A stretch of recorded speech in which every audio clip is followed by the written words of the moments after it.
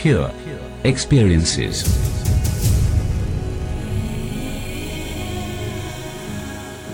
Welcome to the Pure Experiences Podcasts.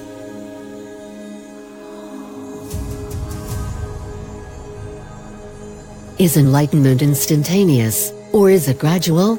Which practice will lead to enlightenment? How to be the witness, and remain as non-doer? Is there a supreme doer? What happens when I let go of doership and ownership? Let's discuss these questions. Hello and welcome to Pure Experiences Online Satsang. Today is our Sunday Q&A, and just to warm up and bring the mind to the higher layers, let us take up some questions from our online seekers who are using our self-inquiry app to send in the questions. And I usually take the selected questions during our just as a warm-up practice. There was a question one day that does enlightenment happen in a moment, or is it a practice that happens gradually? You must have seen many people, they are doing some practice to get enlightened or for self-realization. So what kind of practice will make you self-realized? Or what will enlighten you? What kind of actions will enlighten you and keep you enlightened? So this is a very common question, and it is totally a result of no guidance, because the person has never met any guru. The person has never met any teacher, and he has probably seen some people who are enlightened or whatever. Probably he has heard somewhere that you need to get enlightened, and then the mind starts planning its enlightenment. And therefore this question comes, what should I need? What should I do? What do I need to do to get enlightened, or whatever this state is, and how to achieve it, and then how to remain there, and what is the technique to achieve that? This points to a wrong path. The person has taken a wrong path. So is it gradual? No. Does it take time? No. Is it based on a technique? No. So if self-realization is the realization of the true nature of what we are, then it logically follows that what we are that right now also. The true nature is present right now also. So will the true nature appear gradually? Will it start building up somewhere? That's not true nature. If it needs to be brought from somewhere, if it is a product of a practice, if it is a product of a technique, it cannot be the true nature, because that would imply that it is absent right now. And if it is absent right now, then what is your true nature right now? So it is not possible. The true nature is always here. It does not happen gradually. If it is being realized gradually, then probably you're realizing something else, not your true nature. Because the true nature does not happen in stages. There is no stage number 1 of true nature, and then tomorrow you'll get the next dose, and then after 1 year, other dose, and finally the true nature is complete. It is not like this. It has to be right now, right here. So what is enlightenment, and what is the realization of this true nature? Why I don't know it? These are the questions coming from a mind, a confused mind, a mind which needs a little bit of pointing out, that's all. The true nature cannot be pointed out. That is another trouble, because it would be very easy if their guru or somebody else or I could even write a book, do this and this and this, go here, sit there and look in this direction, look inside or all. And no, it is not possible to do that. True nature cannot be pointed out. What can you do is to point out the false nature. That is all. And the false nature is pointed out. And then when this ignorance about what I am not is removed, then the true nature is revealed. It should not take more than 2 minutes to reveal it. What do? And we have, in Advait, we have this very effective methods called self-inquiry or progressive discarding of what you are not. Remember that the Guru will not show you your true nature. Never. He will show you only that which you assume is your true nature. Some people don't even assume, they are totally blank. So this is a good place to start. I don't know what is my true nature. That means you are already there 50%. You're already on the edge, and the Guru will give a push and you'll fall into the true nature. But it becomes a little bit of trouble if you have assumptions, if you have blind beliefs of all kinds. Like my true nature is this body. This pile of matter is me.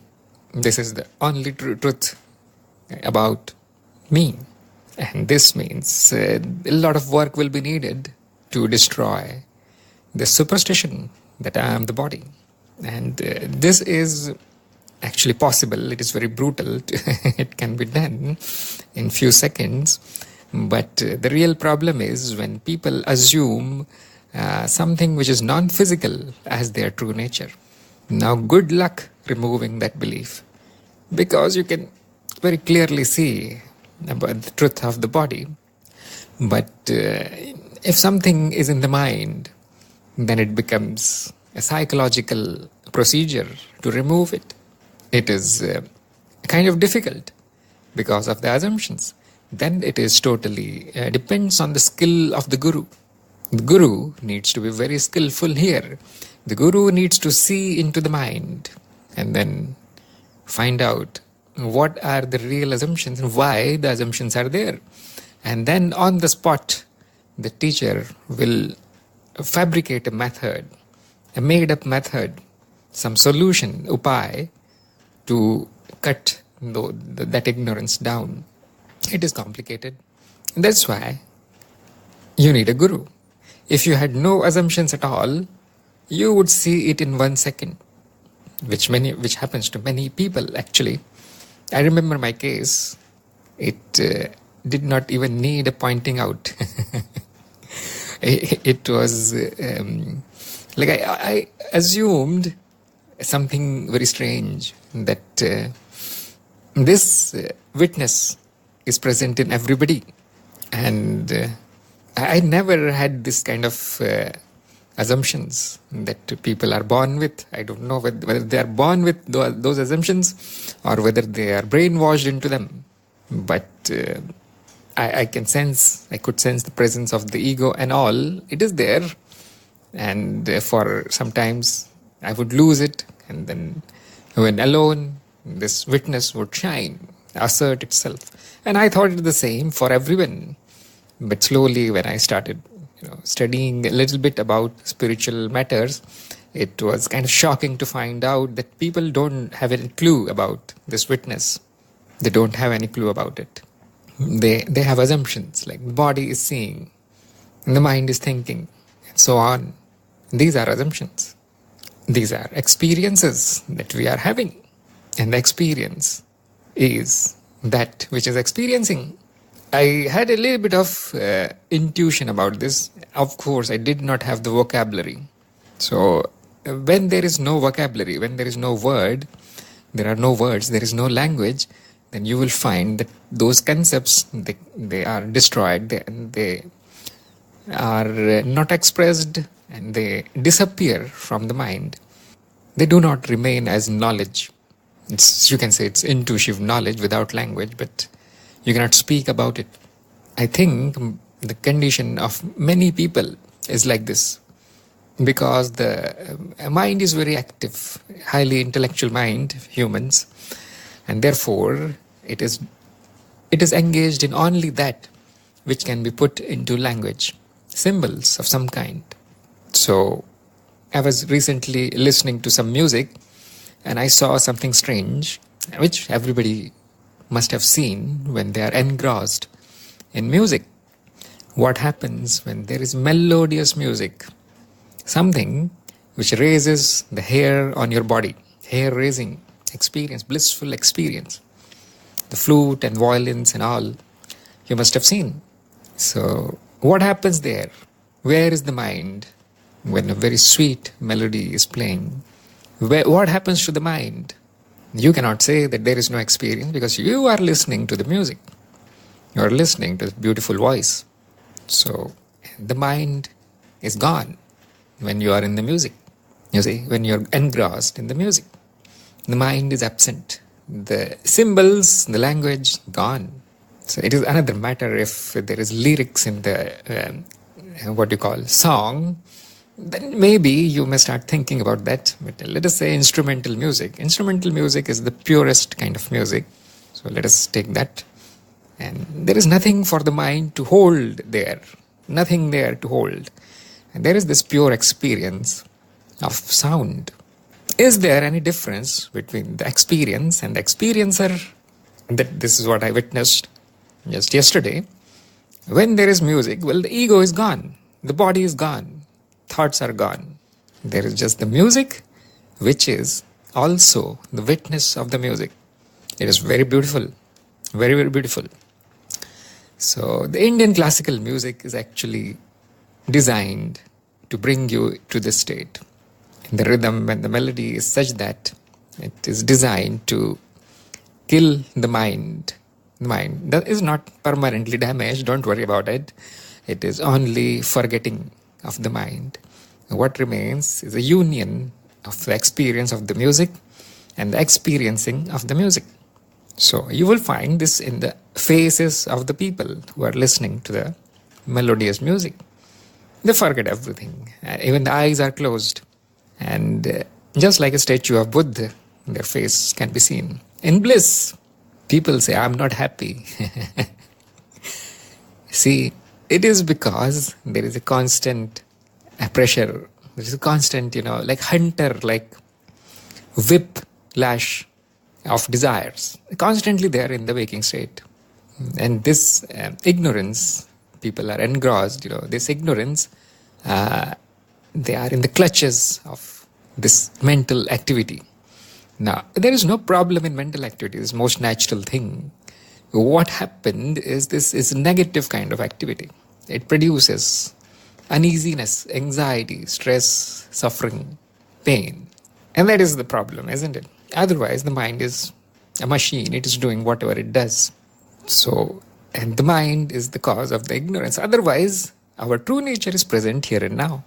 People try to do the patchwork of fixing the mind. Let me fix the mind. It's too noisy. It is too troublesome. It is too negative. It is a criminal mind, a mad mind. Well, it is because of past experiences, your past actions. It has become like this. So that is not self-realization. That is surgery on the mind. What is self-realization? When this thing is absent, gone, temporarily or permanently or whatever, and you are the music. When the experience is the experiencer, that is bliss. Why don't I have it every day, every time? This is another ignorance, isn't it? Just like when the music was present, you were present as music, isn't it? Now it makes no sense to call the experience and the experiencer. It is all one. You are one with the music. So are you all the time one with the mind. Just remove music, put mind there. Put your thoughts and actions and feelings, sensations, emotions. This is the music, the internal music of the mind. Are you not there as your mind right now, right here? You are there right now, right here as my voice.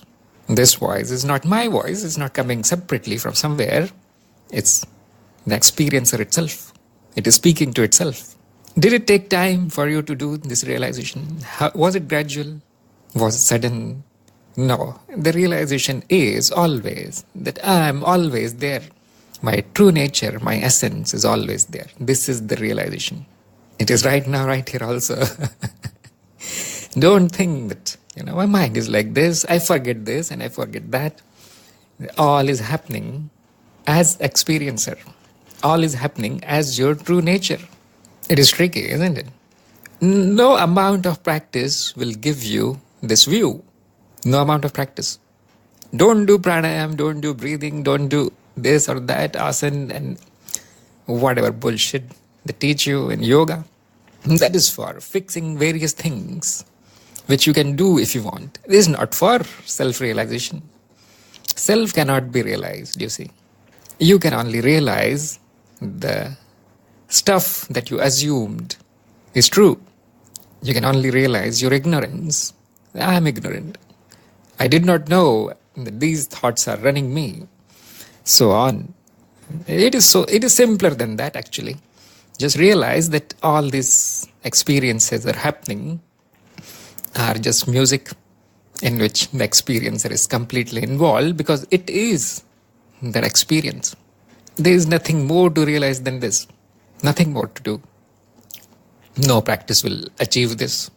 When you're cooking, when you're cleaning, and when you're just folding your clothes or packing your stuff, driving and all, just see that it is the true nature. It's always present. It is doing all these things. It is actually all these things. It is all the experience, all the actions. There is no doer because the doing and the thing that is done is one.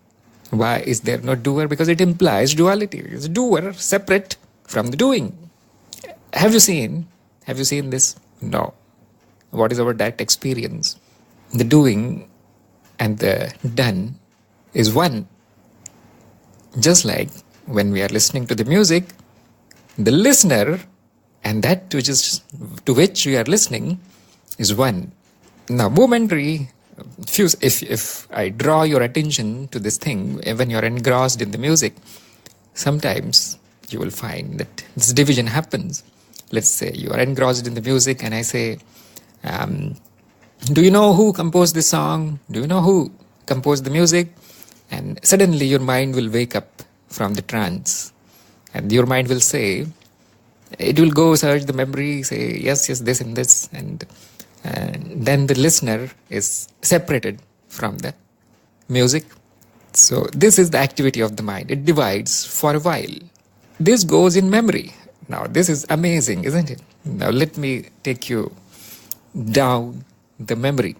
Why do we have this illusion that we are separate from everything? It is because of the memory again. The memory is the culprit everywhere. So this activity of division is recorded in the memory. And when you recall, there is this memory of the music and the listener and all the data that is associated with the music. Who composed this? Who sang this? What year it was released? And then your memories of listening it for the first time with your family in the cassette recorder and so on. This is knowledge. What I'm calling as data and memory is knowledge. It is stored in the memory. This gives us an impression that I was there listening to the music.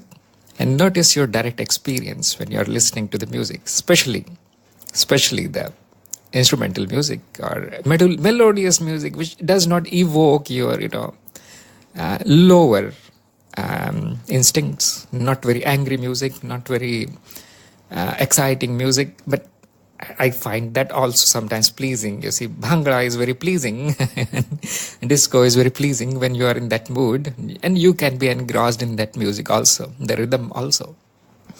So what happens when you listen to the music? Very soothing music, melodious music. Is there this knowledge present? No.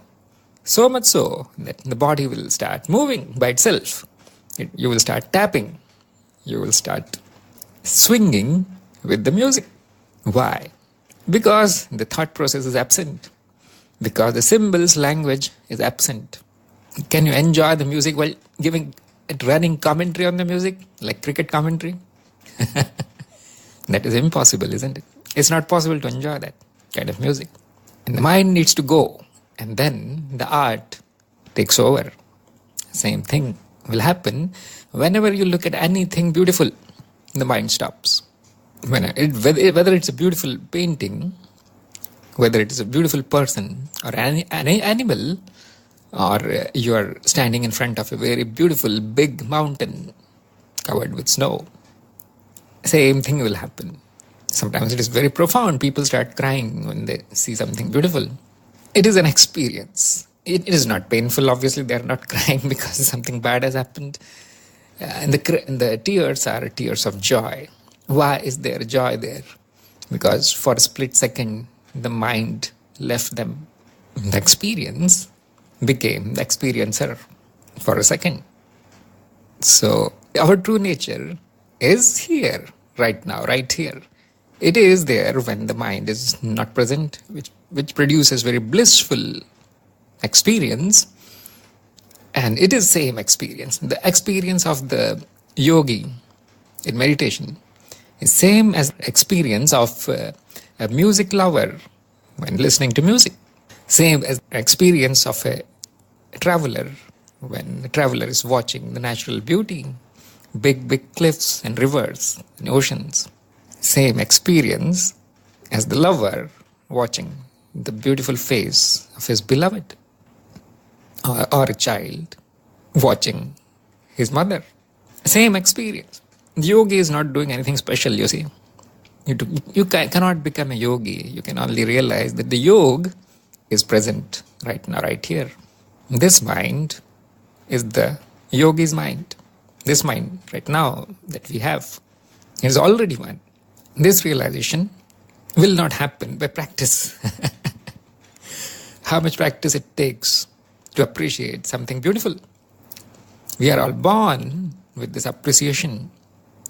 So the answer to this question is, does enlightenment happen in a moment or is a gradual process? It should be obvious to you now that, it is not gradual and it does not happen in a moment. What happens is the relaxation of the mind and the appearance of blissful existence, consciousness, self, as if it was always there. The timelessness happens. So those who want to put the whole thing into time are making some kind of mistake. I can see why this mistake is there, because this is how our training is.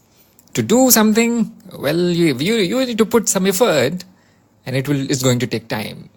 And then you apply this conditioning, this brainwashing to spiritual realization. It's not going to work. Spiritual stuff is totally different from the worldly stuff. That's why we have this division of spiritual and material. That's why most of the time I say, I don't give any kind of useful advice here. I don't give you any knowledge. I don't give anything that you can use. And that is very disappointing for the people. Oh, you mean I'll never achieve anything? I'll never get enlightenment? I'll never get the self-realization, Atma-gyan, Brahma-gyan, whatever you call it? And the answer is no. It's not something to be gotten by effort, time, practice. These are different things, you see. Even the practices that we do to fix our minds, fix our bodies and so on, they go into the material domain, this side of the margin, not in spiritual. So sometimes I think it is very good contrast, but when the spiritual is when you realize that the material was never there. This is spiritual, isn't it? When you realize the true nature of everything, disappearance of the ego, disappearance of the separation, do you still see something material? If you do, then you need to do the self-inquiry again. You need to go back to the square one again, because you failed to see the true nature. It is not different from the material. The material and spiritual is there only when there is no realization. So spiritual is encompassing the material. This is a little bit tricky to explain, because our view is always dualistic. Oh, this is material thing, that means spiritual must be absent there. This is spiritual, that means the material must be absent there. This is how the mind thinks, you see. What is reality? Reality is non-dual. The spiritual includes the material. It cannot be anything else. Look at it. Let's go back to the music again. Was there music? Yes. Was there the listener? Yes. Was there any separation? No. But still, there was music.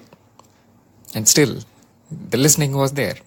So this is the whole picture. When you hide parts of the picture, you can say, oh, there was music and all. I was listening to the music. You can hide some parts of this picture and say like this. When the whole picture is revealed, well, the music has disappeared into the listener. So this is how spiritual things are. They are strange. So I think many people have joined now, and if you have any questions or comments or any kind of discussion that you want to do, you can type in or say it. And if you wish to talk about something specific, let me know. There is one more interesting question while I wait for your minds to reach the higher planes and pull some questions from there. Your mind is booting up probably. So I'll take one more just to shift the mind to the higher planes. There was one question that it is very obvious that no one is the doer and the receiver of the doing. Then who is the supreme doer and what is the purpose of doing? It's a beautiful question actually. It looks like a lot of thought went into this, a lot of study went into this. Because this is not something which the ordinary person will ask. And hopefully it is from our member, somebody. Yes, it is Ajay's question. So he is doing a lot of self-inquiry. So I answered it, but I don't know the answer. I can't be bothered to find that. It's there, but we'll leave the old answer and we'll start rethinking about this question. So Ajay, can you tell me that did you find an answer to this question? Beautiful question actually. It's very obvious. No, there's no doer and there's no experiencer of the fruits of the actions. It is very clear. Now, but the things are happening, and so who is doing it? What is it that is doing it? Okay, I answered in this way, and there is no doer, there is doing. And now, this is language problem probably, that we do not say doing if there is no doer. We say it happening. We say it as it is happening, not the doing. So it is something to do with the language. So there are two questions, who is the supreme doer and what is the purpose of doing? Now, the second question is redundant because all you need to show is that there is a supreme doer and then you can let the supreme doer have any purpose they want, they wish. So the second question will disappear if we show that there is no supreme doer. It is kind of amazing that people think like this, that everything needs to be done, everything needs to be created, and everything must have a reason. It is amazing that we think like this. And most of the people, they do not come out of this attitude for the whole of their lives. It must be doing of something, isn't it? And then the religious kind of people, they will export the reason into the sky somewhere where it belongs properly. And the spiritual kind of people, those who, read a lot of scriptures and all, they will export it to the karma, the theory of karma, cause and effect. Oh, it happened. It is the doing of this and that, impressions, sanskar and all. And I must have done something wrong. That's why I got this fruit. It is the doing of my own and so on. This is a kind of spiritual view. Now, these are all half-truths. I'm not saying they are totally wrong. It can be explained like this. But half-truths. Half of it is wrong. Can somebody guess? Can somebody guess here? What is wrong with the concept of supreme doer? Now, yes, the individual doer is gone, thrown away. That deserves, the person deserves a medal for that. Not my doing, not my karmic things. Somebody is there, but something is turning the wheels. So can somebody think of an answer to this question? How can anything happen without it being done? You can, put a name on that. Mother Nature is doing everything. Even I say, many times you must have heard, Mother Nature is doing it.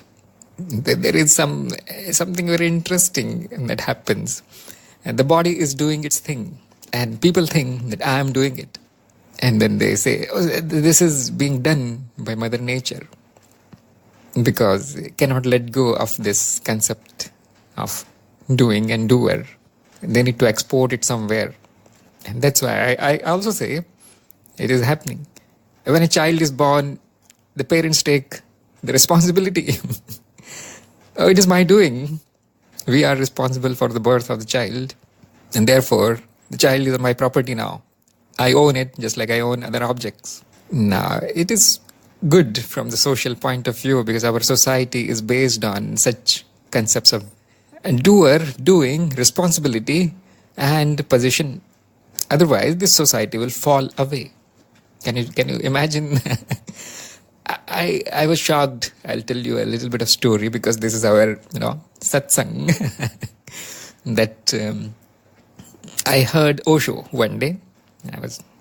He was, I think I read it or he was talking.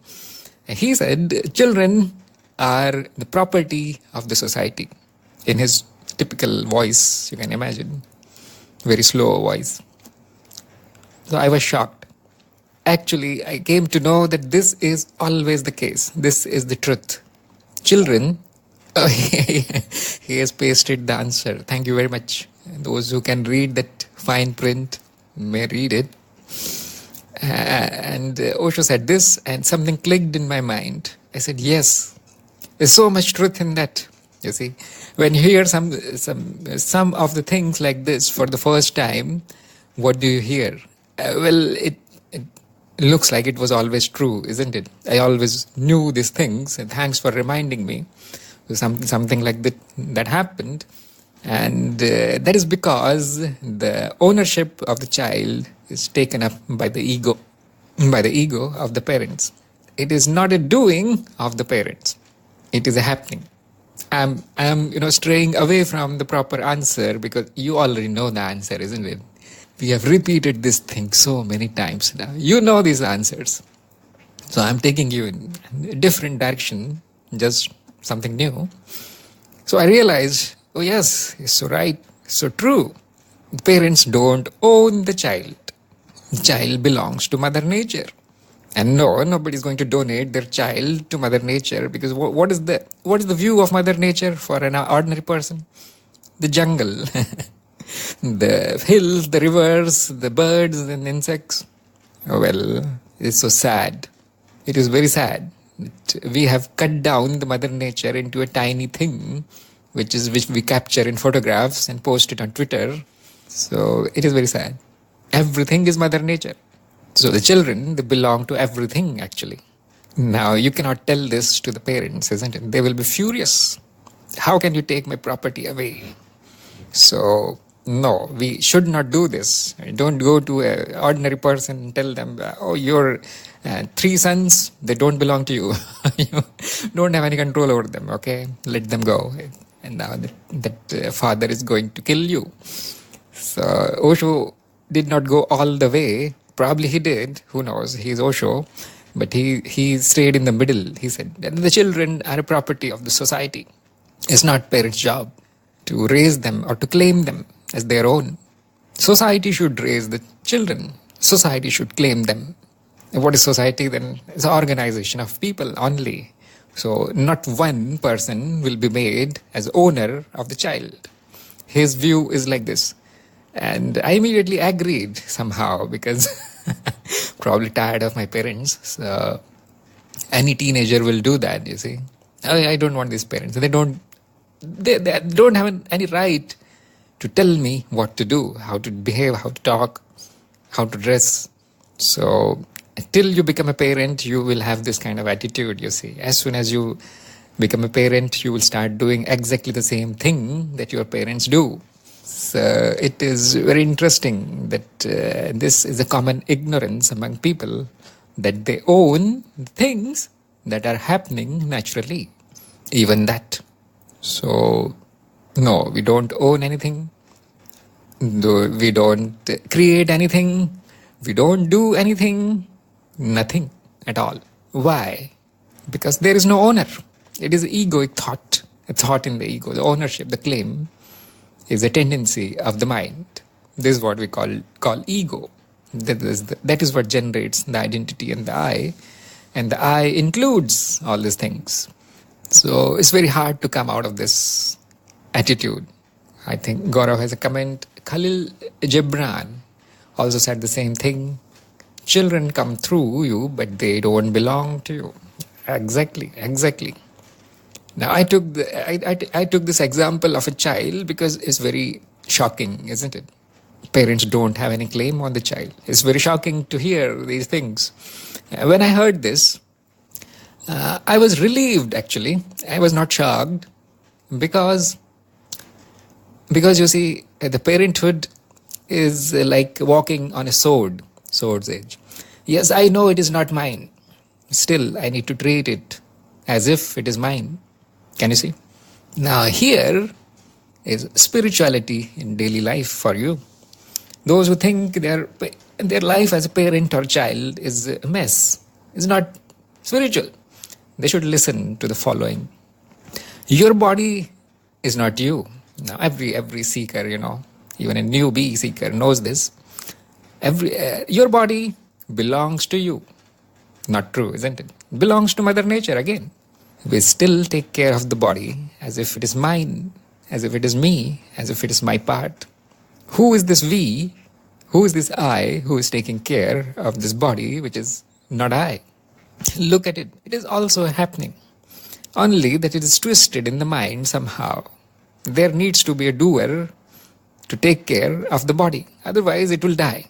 Now, notice that this idea is totally absent in animals.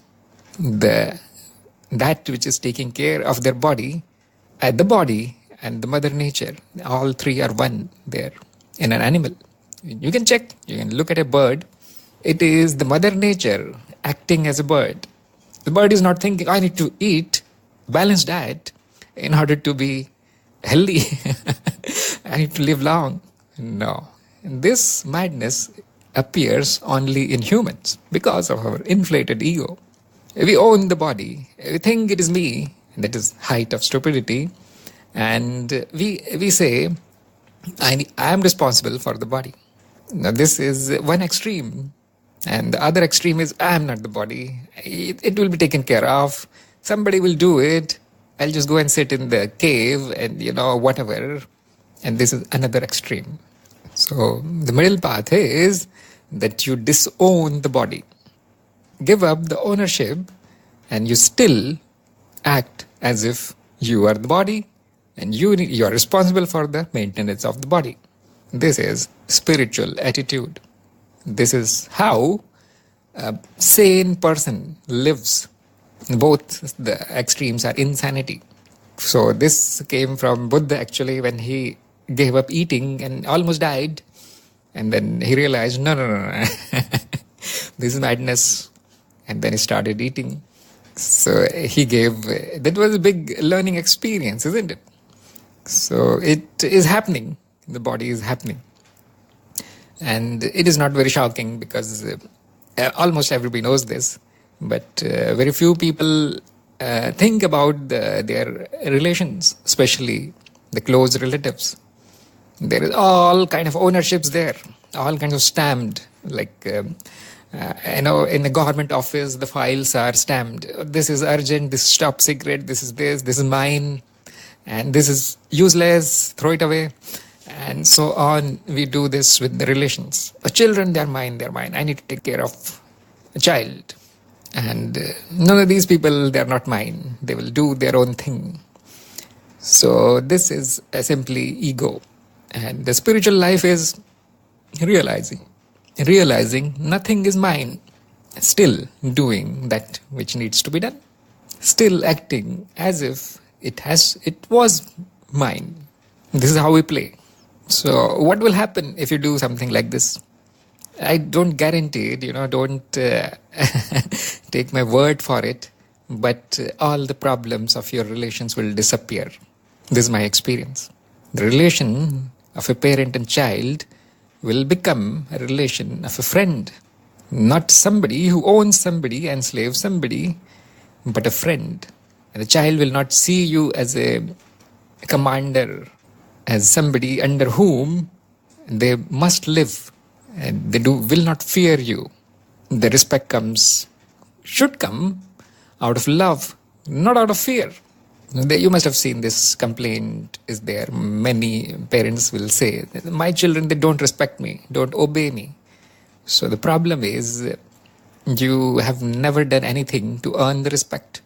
Simply because you think you were responsible for bringing that child in the world, which is stupidity, isn't it? If this ignorance is there, this will be the result. What if you thought that it is just a gift of Mother Nature that has been given to me so that I can take care of this? It is looks like I'm reading from some book, isn't it? So, but they are not wrong.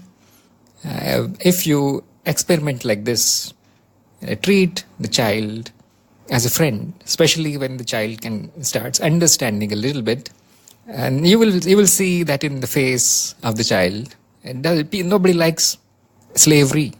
Not your own child will like to take orders from you. Nobody likes this. This is human nature, actually. But friendly attitude, and they will do everything that you that you asked them to do. It must be your own experience. That I am actually diverting somewhere else, but I want to give you this example of spirituality in daily life, how to apply what Osho said, how to apply that. Should I donate my child to the society somewhere? That is stupidity, isn't it? Society is a mess already. You don't want to do that. What he meant was, do not own the child, you see. It must be your own experience that your siblings, your cousins, or your brothers and sisters will never do what you say, and will never support you, and will laugh at you if you fail. And if you're successful, they will be jealous of you. They will laugh again. But your friends, they will bury the body, isn't it? This old saying is that a friend will bail you out of the jail, but a real friend will help you to bury the body. So they are like this. Whatever you want, they will do it with you. They will support you in doing. Whether you are digging a ditch or whether you are robbing a bank, your real friend will be there helping you out. What kind of relation is there that you have with your friend, which you don't have with your so-called blood relatives who own you, who have the leash in their hand? What is the difference here? A difference is ownership. See, I'm not the doer. This knowledge is lacking in a parent. That's why no friendliness. That's why there is a coating of this sticky mess of relation, where there should not be a relation except that of a friendship. If you take a look at society, if you take a look at the successful relations, the happy kind of relation, you won't find a bit of relation there. All you find is friendliness. They're friends. The father and son is friend. Mother and daughter are friends. They want to stick to each other. They want to live with each other. It's not that they're avoiding each other. It's not that they're fighting, one commanding the other. In friendship, you don't need to command, you see. You need to put your wish there. I want to watch this movie, and your friend will be there with 2 tickets. Let's go. Have your parents done that? Never, probably. Never, ever. So, probably more you grow up, the less they will want to do things that you like. No friendship there. What is a typical image of a parent? They feed you as if, you see, they're feeding themselves, and they will put you to the torture of the school, and they want you to be a doctor always, you see. Nothing more than a doctor, as if, or a lawyer, somebody rich, you see. This is the problem in India, that they will even want you to marry somebody they like, not somebody you like, somebody that can make their social status higher. So this is a big problem here in India. Even though we call this a spiritual country, the spirituality is totally absent from everyday life. It is total ego dominated. But the message is this, that there is no doer. So you can export the doer to the ego, to the body, to this, to that, to just even to the supreme doer. You can go on doing it, but it makes no sense because it is happening. It is happening. For how to implement that in day-to-day life, just like Osho said, give up ownership as much as possible. Now the question comes again, how am I going to, do the things if I am not the doer? Who is going to take it? And the thing is, it will happen whatever your mental state is, whatever your state of knowledge or ignorance is, it will happen. The same thing will happen with this knowledge that there is no doer. But try this experiment. It's a life experiment. You see, I don't guarantee anything. Try this and give up the ownership and see what is the result. See what is the result. It cannot be described properly. I think I'm doing a bad job of describing it. But mostly you take ownership of the objects. It's okay. It's not a big thing. And the ownership of people, that is deciding the quality of your life, isn't it? People are the problem in your life, isn't it? You have everything. You just click here and click there and everything is delivered to your home. Now the people are the problem. They don't do as you tell them to do. They don't behave according to your wishes. Why? Because the stickiness of ownership. I am the doer, he is the doer. And he is responsible for my mental condition. The blame game, you see. So, and there is a very good teacher, a young man, Roger Castillo. That line reminds me of him always. And he explains it beautifully. This concept of doer. Most of our troubles come out of the concept of doer. What will happen if you export the doer in the sky? Call it a supreme doer or this doer or that doer. Your misery is not going to go away. Only the cause will be, something more distant which you cannot see, only can imagine. The doer is imaginary right here, right now. It will remain imaginary if you assume it to be somewhere else. If you name it supreme, or if you write theories and theories about it, read scriptures and scriptures about it, it's not going to work.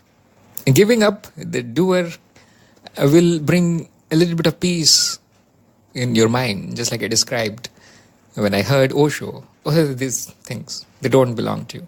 And there was a release. I just, I told you this, probably lost the train there. So it came as a release, not as a shock. Oh yes, he's so right. So it will relieve you. Your mind will be unknotted, kind of entangled. Oh, finally, I don't need to worry about the responsibility. Something like this will happen. Your body will relax immediately. Will it work in the society? No, it won't work. Don't donate your child. No, don't. That is not good. So donate the other things which you don't need, you see.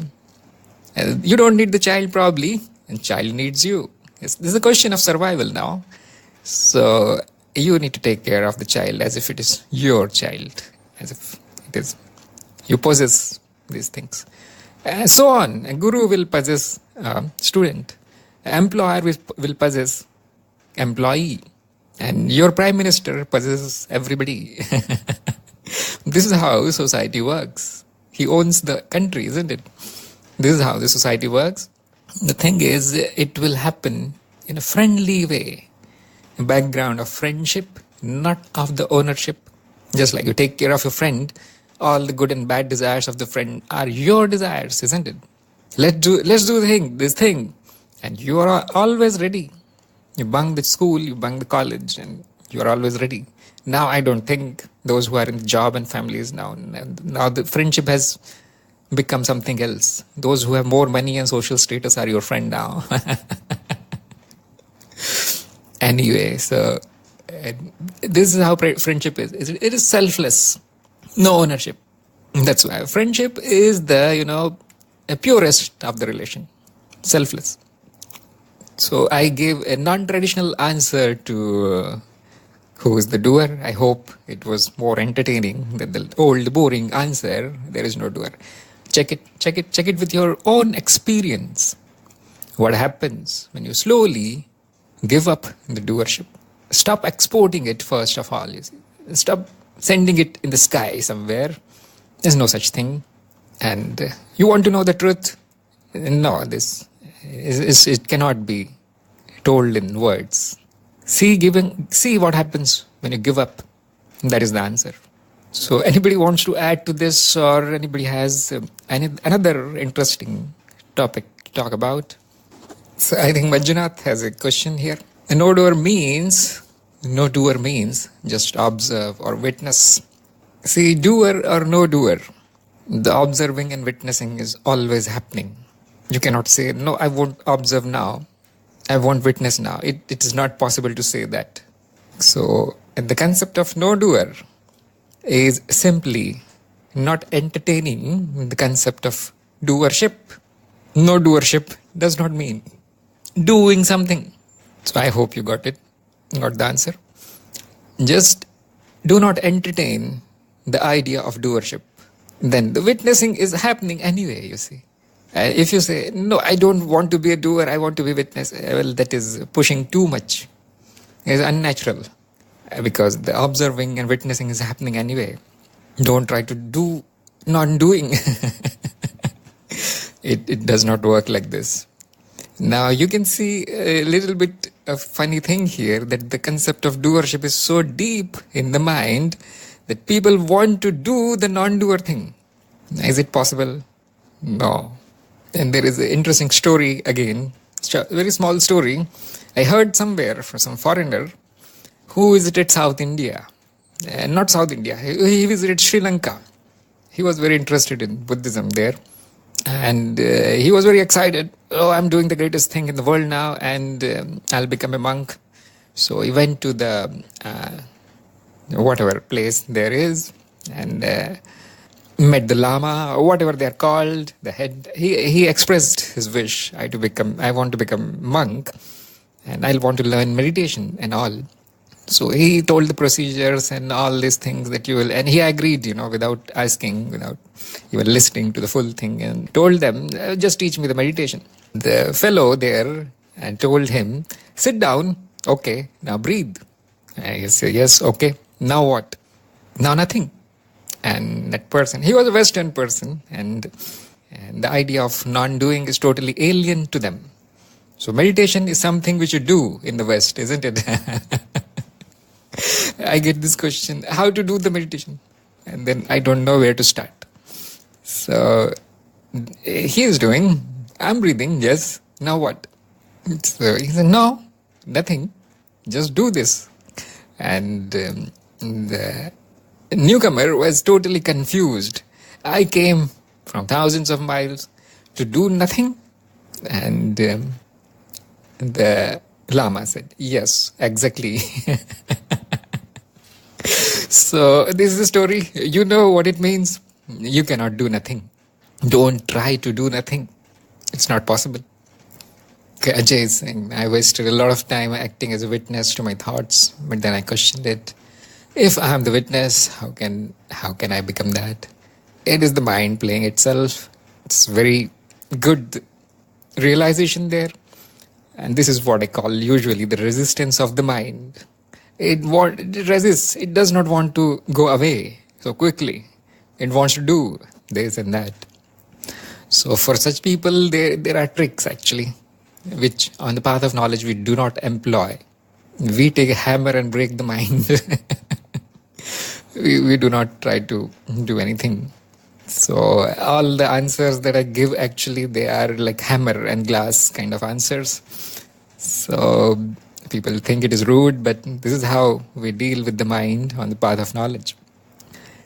So this is resistance of the mind. It will come back again and again, different ways. Okay, you told me to not do, I'll not do. Now I'm doing the not doing. Okay, it's working. So this is not how you do, you see. It is simply not entertaining that I am the doer. And then do. It's very easy now. Don't not do. And yes, the mind will say, I am the witness of everything. Now, there is witness of everything, yes, but now there is a thought in the mind that is also being witnessed, which is, I am witness of everything. So nothing wrong here, as long as you understand what the mind is doing. And let it do then, because this is also natural, isn't it? Because the doer is so deep in the mind, it cannot be rooted out. But there are techniques to do that. Kundalini is one of the technique. She will take a sword and behead the doer. I think many people are here. Some people are here in our group. When the Kundalini takes over, is there a doer? Now the problem is you will export the doer to the Kundalini. Kundalini is doing this. No. Kundalini is Mother Nature herself who is doing this. So we don't do these things on the path of knowledge. No doer is no doer. It will solve many of your problems. Somebody insults you, no doer there. Nobody has insulted me. It has reached somebody, has it impacted somebody? No, nobody to receive the insult also. It's gone. So no impression was made. No enmity happened. No emotion arose. So does that mean you let the person insult? No, just give him a tight slap and then no doer. Nobody slapped him. This is spirituality in the daily life. It is amusing. It is very amazing, but very few people get it. Because I see such questions all the time. Oh, there is no doer. No, you speak all the time. No doer. You are doing everything. Just now you went and took the water and you're drinking the water. You said, I'm not the body, and you are acting as if a body.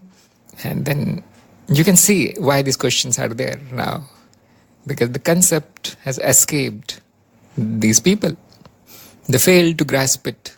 You see, you cannot grasp it like this. You will need to take the negative view. So, I'm not the body, then who am I? Well, not the body. End of the matter. This is how it is. If I'm not doing it, who is doing it? You are not doing it. End of the matter. So do I need to witness? Do I need to be in is the state, samadhi? No. Stupidity. You are always in samadhi. Samadhi cannot be done. You cannot reach the state. You can only realize right now, right here is samadhi. Now if you're very intelligent kind, you will name it something. Savikal, Desvikal, that is fine. In Buddhism, there are 100 kinds of samadhi. Does it matter? No. Have you seen those names? I gave you some examples that day. The names are so big that, one page is not enough to write those names. They're so big names, Sanskrit names. And they're distorted in Pali. And if somebody translates them in English, and it becomes totally meaningless. Can you reach there? Is it possible to reach that state? For some people, it is amusing. Because when you have become the master, you can do such things. In daily life, no. It's completely useless. The academic thing. So, you must have seen the masters. The master artist will distort the painting. And people will laugh at this. What a waste of paint. He does not know how to paint the horse. And only an artist can recognize that he has, almost perfect knowledge of the anatomy of the horse. How the legs bend, how the tail waves, and so on. And he has captured that thing. He has put the tail before the mouth, but that's not the issue in that piece of art. He's not showing you the horse. He's showing you the beauty of that animal. Something like this. So, the master will distort. That is what a spiritual master will do. And in that distortion is the beauty. We cannot do these things. So, yes, this samadhi, that samadhi, and all this kind of the master artist, you see, explaining the very, very intricate states of the mind. Do we need to all do all that? No.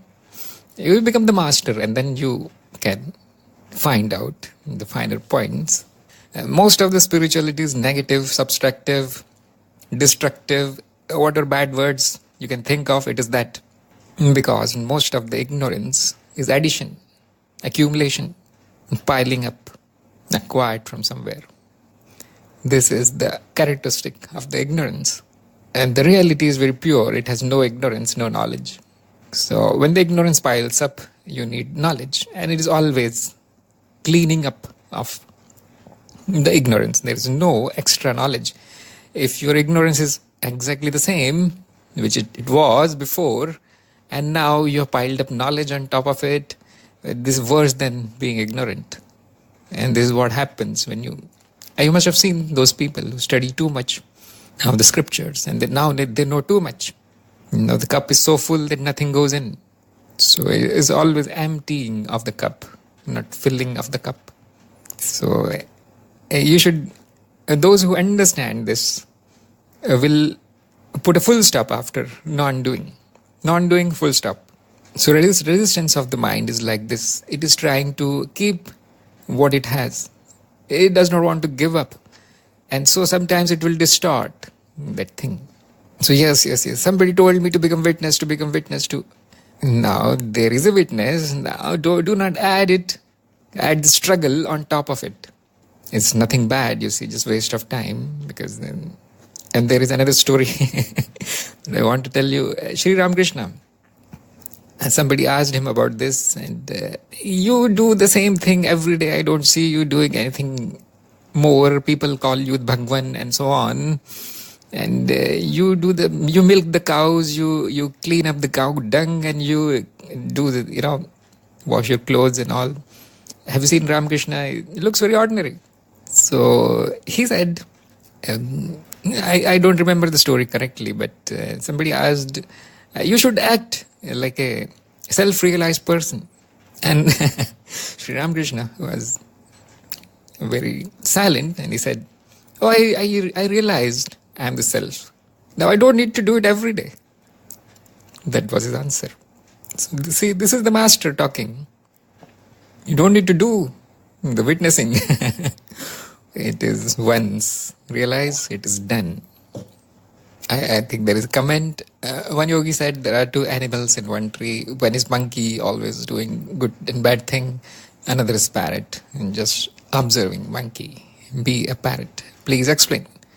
If I say you are already a parrot, then what do you need to do? Can you answer? If I say already a parrot, you are already a parrot. Now what do you need to do? Yes, exactly. Do nothing. So another way to, negative way is to answer this. Don't be a monkey. That's all you need to do. Whenever the attachment or the identification with the monkey arises, don't entertain it. That is how you be the parrot. You be what you are. Cannot become what you are, isn't it? Not possible. If you're not that, then it is possible to become that. You are already that. How can you become that? Just don't be that which you are not. That is the moral of the story. I don't know where this story is, but there is a similar story of two birds. One is busy doing, and one on the higher branch is one bird just watching. So this story is a metaphor for the mind and the awareness. The awareness is always on, isn't it? And the mind is always doing. So awareness does nothing. The mind does everything. It's not aware. And the amazing thing is, these two birds are one. And this nobody says. People don't tell the full story. These two birds are one. The monkey is the parrot. So you don't need to kill the monkey also. Let it do whatever it is doing. So that brings us back to the first thing that I mentioned when we started, that our daily mind is the Zen mind. Now those who are attending the Bodhidharma's book reading, they will recognize what I'm saying now. Can you recognize now? This is the effect of reading the books, you see. You realize the things in a new way. You see the same thing from a fresh point of view.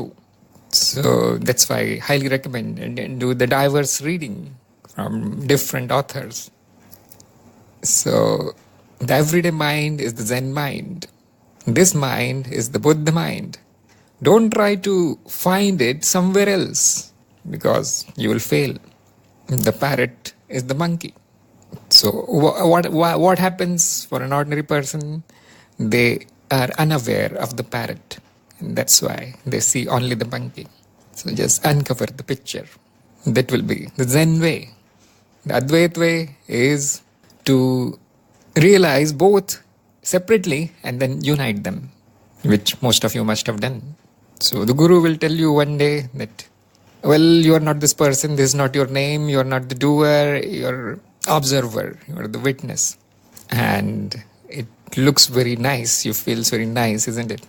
Oh, finally, these things is not me.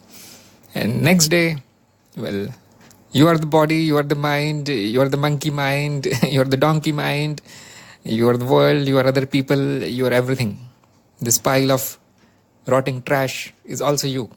And now it feels horrible, isn't it?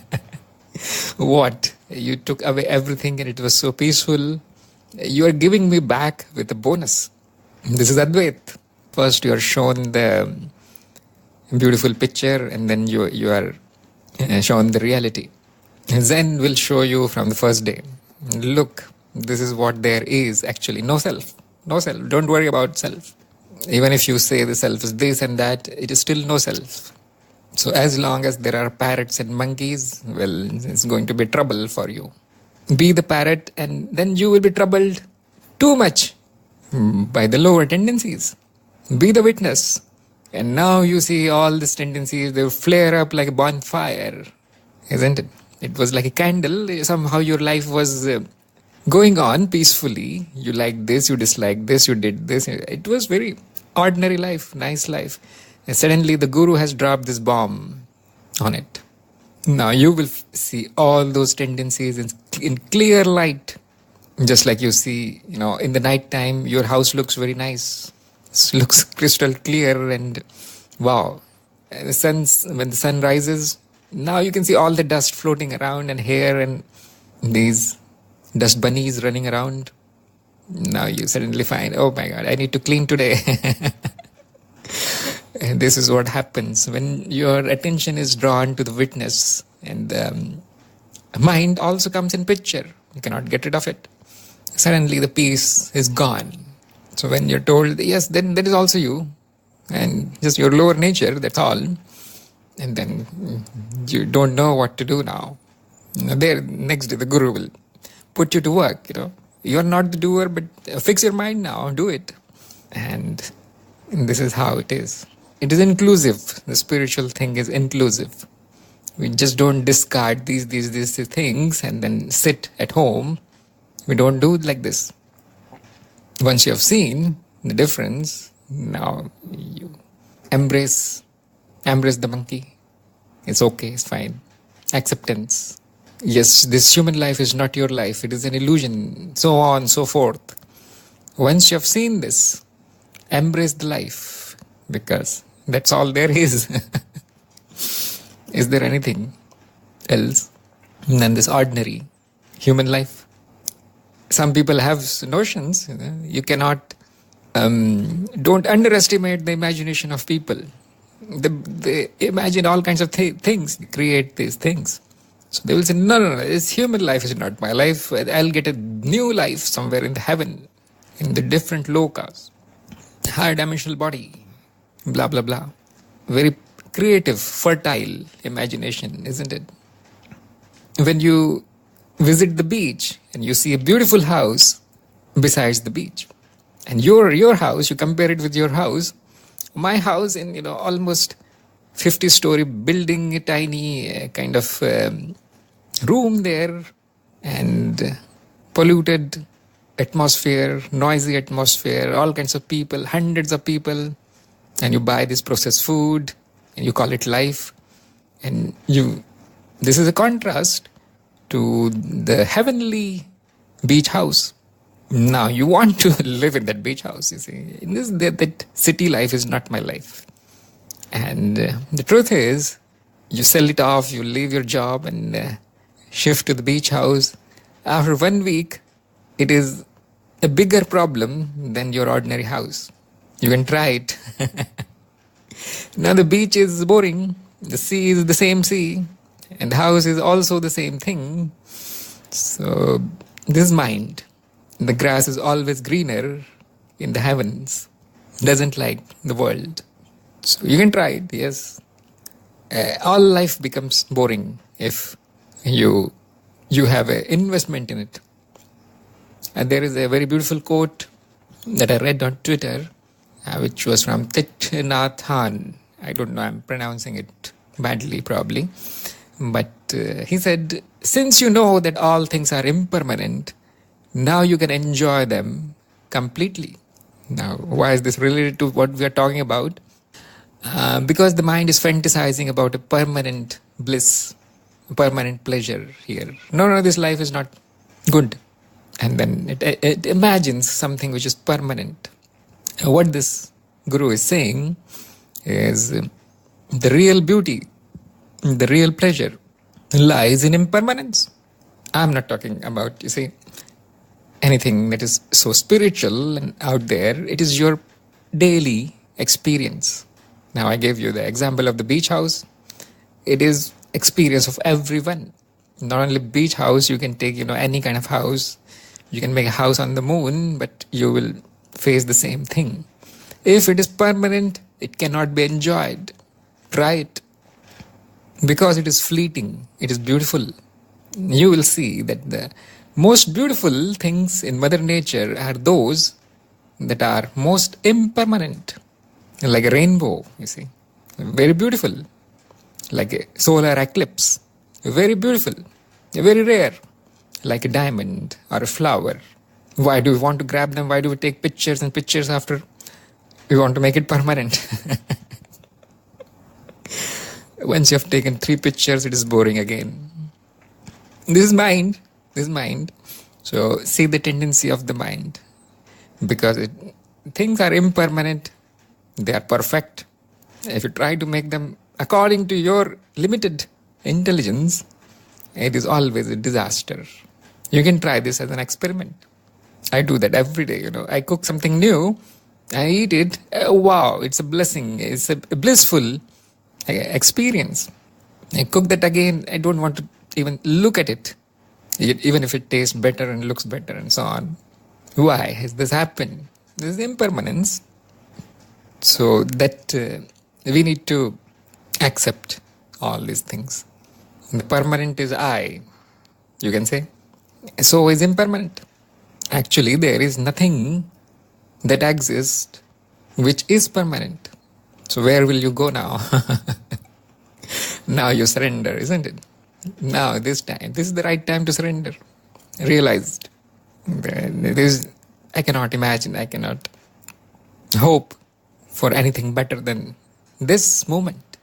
There will be nothing better than this moment. And that's what brings the equanimity in the mind. Why mind is troubled? Because it is projecting these things and that thing. This will be better, that will be better. I want to go there.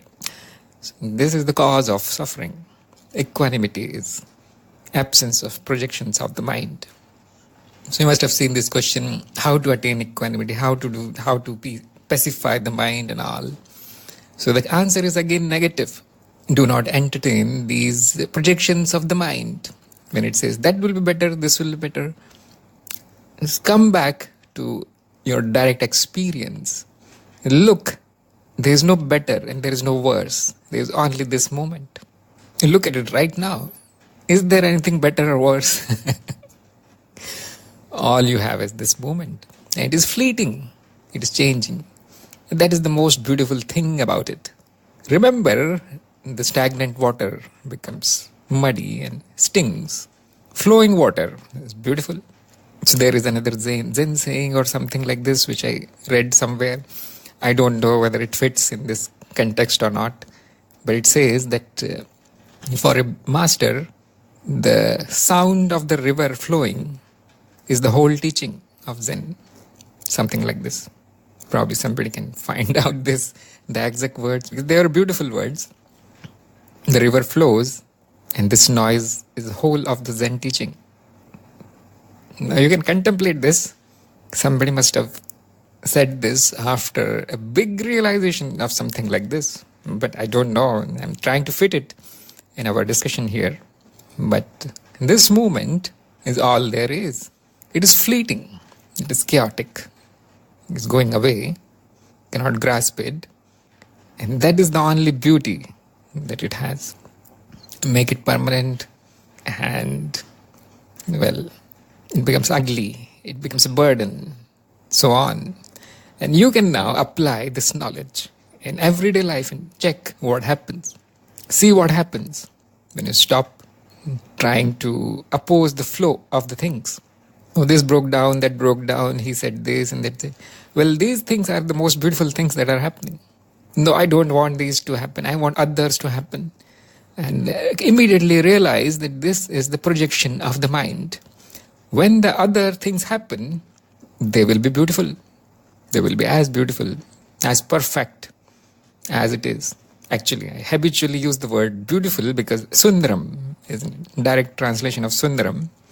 Satyam Shivam Sundaram. So the proper English word is perfection. Because when I say beautiful, you imagine something beautiful. The pile of garbage is also perfection, you see. So it is perfect as it is. Because it cannot be anything else. It cannot be permanent. It cannot be that which the mind is projecting. And so you can say, okay, I'll stop projection. And no, the projection is also perfect. Just realize that your mind has projected something beautiful. This hope, this wish, this desire is also perfect. Now suddenly you will find there is a change in the mind. The background of the mind will become peaceful. It will also become perfect. Yes, there is a desire. Yes, okay, fine. Let it be there. Do I need to run? Okay, if I do, then yes, that's what is perfect. Yeah, there will be peace. There will be background of peace and satisfaction. And that's what we call equanimity. Equanimity is not the absence of mental activities. You can achieve that kind of equanimity if you want. Sit down one place and then just observe the mind flowing, do nothing, and it will settle down in equanimity.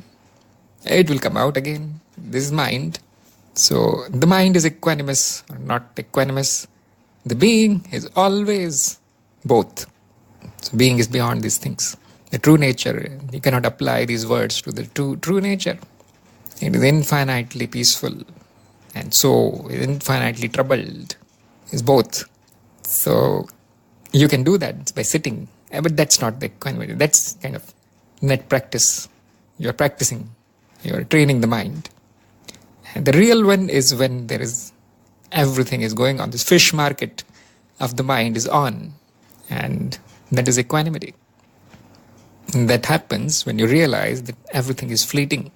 This is the noise of the river. It is flowing, it is chaotic. And that brings the real equanimity. This is the whole teaching. At least I interpret it like this. So there is no way to achieve equanimity. This cannot be done. The only way is the negative way of clearing out the projections of the mind. Not taking them seriously, too seriously. These are the words of some great teacher that I'm forgetting name. But probably everybody uses these words now. Don't take the mind too seriously. You are taking the life too seriously. And there is another very good quote that a man suffers because he is taking that seriously which the gods have made for fun. You must have heard this. Very popular on Twitter. What did the gods make for fun? Well, there is fun only when things are changing, isn't it? So impermanence. We don't want things to be impermanent, and that's why we suffer. The impermanence is perfection, actually. If somebody want me to create something, I'll create it in an impermanent way. It must be your own experience that when you watch a movie, well, the movie is kind of, there is a speed there in the movie. If nothing happens in the movie, you don't want to watch it. There is flow in the movie. That's why you are engaged there, nail-biting movies. Now take a poster of that movie and hang it on your wall. 1 day, 2 day, well, looks nice, you see. Looks cool. After that, you'll stop looking at the poster. I'll tell you one secret. In my house, there is not even one picture. Somebody came and commented actually on this. Your house, very minimalistic. And I said, is that an insult? He said, no. But there's nothing to look at. And I actually did not answer, but it is my experience. As soon as I put something there, it becomes extremely boring after 2 days. Extremely boring. Oh, I don't want to look at this thing. So there is nothing. The walls are empty. So I want you to do this experiment, you see. Live a minimalistic kind of design. Only that which is very, very much needed. Throw away everything that is for the show. So it was my experience. And you should experiment a little bit. Have you seen those compartments in Japan made up of bamboo and paper? What is there in it? Is there a shivling? Is there a big statue of Kali? Is there nothing actually? Sometimes just leaves of bamboo or something is painted. Very, very minimalistic circle. What do you call it? And so, something like that. So, why is that? There are different reasons, but the good reason, according to me, is that the blank, the emptiness, is more beautiful than something which limits it. When you hang a painting on your wall, you have limited the possibility to that painting, isn't it?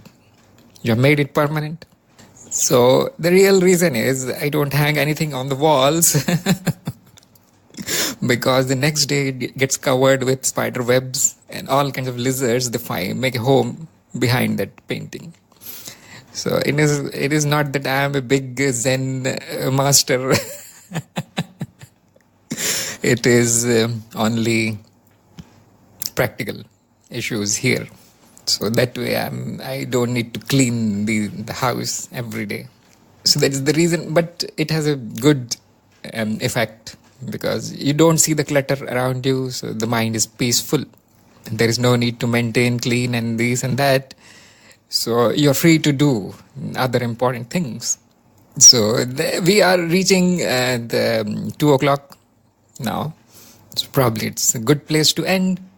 And I suggest this kind of experiments. Remove, get rid of the access. And those who have this kind of complaint, I don't get time for spiritual things. Well, look at it again.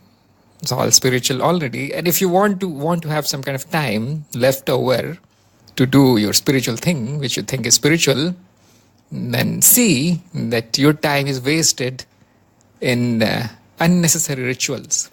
Your time is being eaten by that which is unnecessary, which is clutter. So you cannot get time. You can only get rid of the time wasting activities. And that is my experience. This life is the spiritual life. There is no other spiritual life.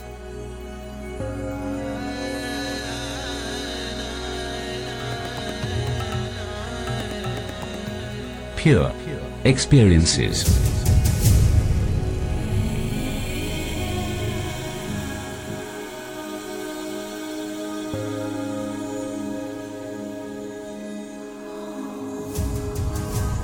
You were listening to Pure Experiences by Tharun Pradhan.